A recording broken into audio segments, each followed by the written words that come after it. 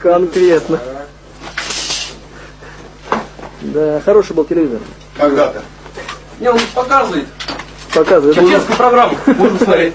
Неплохая такая-то самая жилетка у тебя неплохая. А где пиджак твой? Вместо часов. Так, вместо часов, да? Грамотно.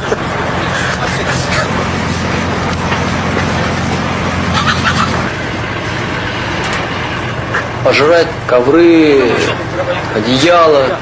Вот это, что наиболее можно использовать в быту, вот, на войне там солдаты. Вот они все это дело выносят из домов, быстренько, значит, приватизируется, так сказать. Если выражаясь так современной терминологией. Дело в том, что оно там носило массовый характер, то есть от рядового до командования. И какое-то чувство вины там вот не испытываешь там. Пойти колеса подыскать.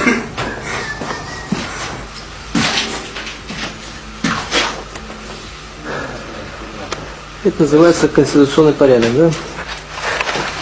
Вот кто мою кастрюлю украл, я только что положил на танк и уже украли. Да. Беспредел. Сюда положил, уже украли. Это вы?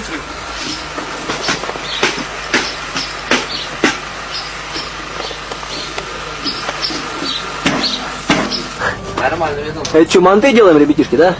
После боя, да? Да. Из чеченских запасов? Я Я воль. воль.